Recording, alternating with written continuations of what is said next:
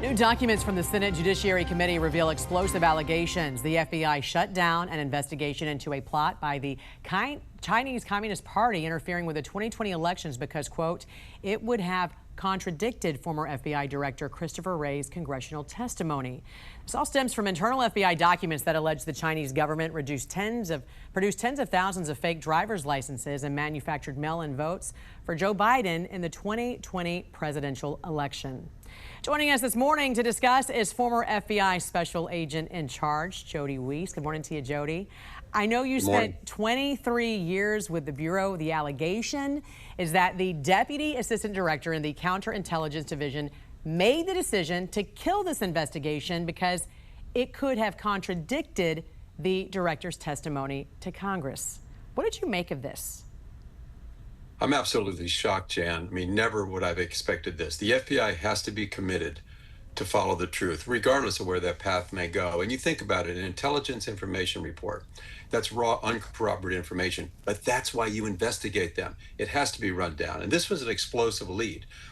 As the allegation comes in that the Chinese Communist Party is trying to interfere with an election, and keep in mind, although that IIR was redacted, they received that information in late August. So there was over 3 weeks for this to chase it down. So for this to be killed, it's just shocking to me.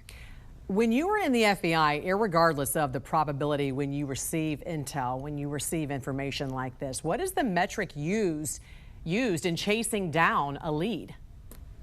Back when I was in Jan, any lead like this, you do it. It's an all hands on deck moment at this point. And oftentimes this information turns out to be false or greatly exaggerated, but that's why you have to do the investigation.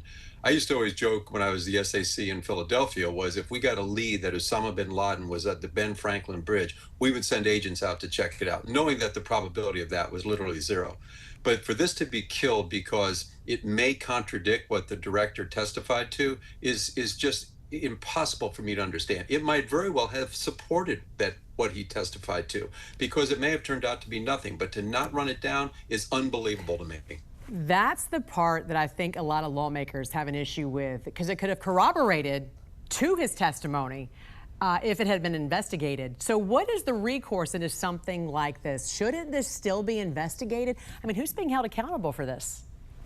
Oh, 100%. This has to be run down. This is an explosive lead. China, our #1 global adversary, if they truly were trying to interfere in an election like this has to be resolved. I did a quick search on LinkedIn, and the individual who made this decision allegedly is still with the Bureau. So I hope that there's a thorough internal investigation to determine what happened. Was she directed to do this? Did she act alone? Who was all involved in this? When did it happen?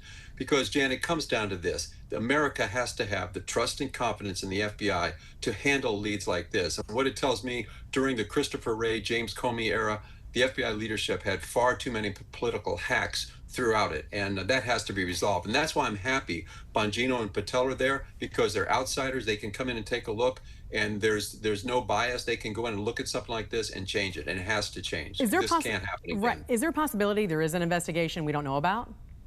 Oh, 100%. Okay.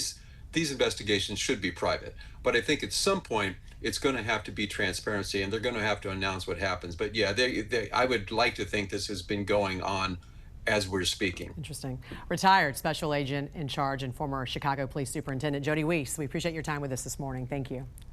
Thank you, Jan.